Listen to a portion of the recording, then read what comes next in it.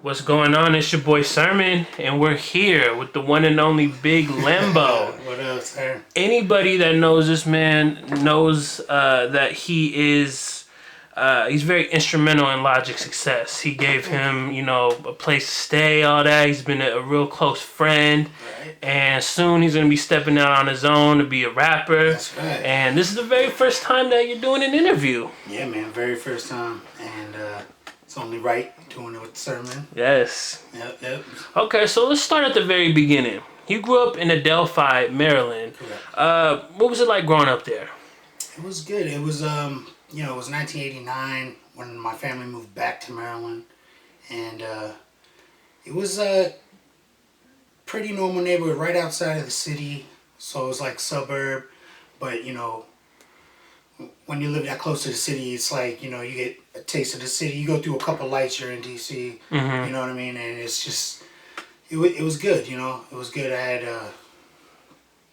a family, all my extended family, all my cousins and uncles and aunts were out here. Mm-hmm. And that was why we moved back. And, yeah, man, had a interesting childhood. But as far as where I lived, pretty normal, pretty normal area to grow up in. Very diverse area to grow up in. Pretty normal, I guess, for the East Coast. Yeah.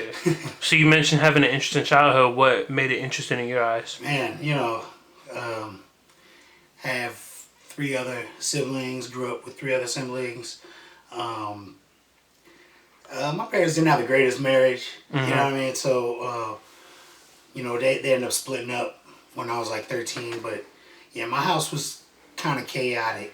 It was kind of chaotic with the parents beefing all the time. And in 1990, my father got into a hit and run accident. Car hit him on the way home. He was walking home, and that really like put a big strain on their marriage. And, Mm-hmm.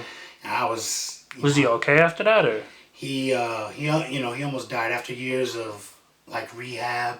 They thought he was gonna die that night, and it was pretty crazy. Then they said he would never walk again. He was really a living miracle, and that really changed his life, because he was a South Indian man in America, and making his way, and married an American woman, a white woman, and it was a big clash of cultures almost. So, Mm-hmm. But he is a living man. My dad was a fighter. He passed away, God bless. But back then, my dad he's a very strong, proud man. So he was a fighter. He pulled through it.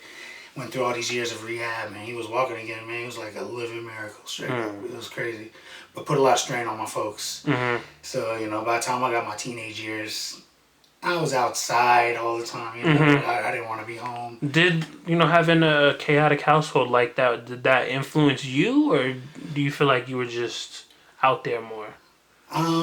Yeah, I mean, it did kind of, it pushed me to my friends and other influences. You know what I mean? Mm-hmm. When you never really want to be home. You know Yeah. what I mean, when you're a kid. But I think that was the biggest influence. And I guess it prevented us from being very close. You know what I mean? Like a warm, very like warming family. Mm-hmm. With so much tension and craziness going on.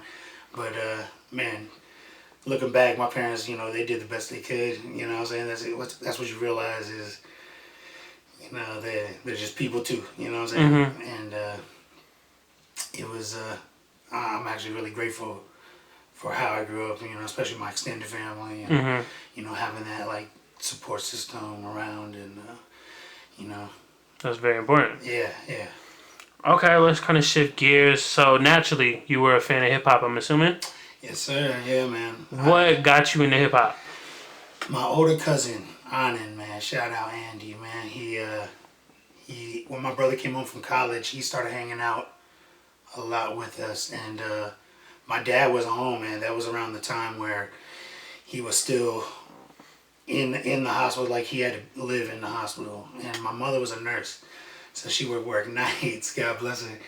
And our house was the hangout. My mom's gone in the evening; she don't come back till the morning. So our house was the hangout. It was the party house, man.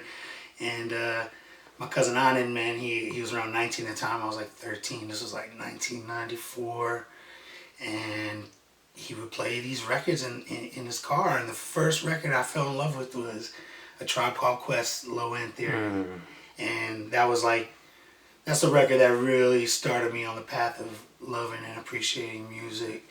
But like hip hop was the first love, you know, you would say like that's really my foundation of, you know, of my intense relationship with music, you know. So Who are some of your other favorite artists and albums growing up? growing up around that time it was like Far Side, it was Wu Tang and Nas, and you know, the Alcoholics, and you know, a lot of quote unquote underground kind of rappers. But you know, I was a big, and then reggae, huge reggae fan, like Buju Banton and Cable 10. 90s reggae was crazy, like the Reggae Gold albums and stuff. So yeah, that was like the first years of my, you know, of really building my appreciation for music. Yeah.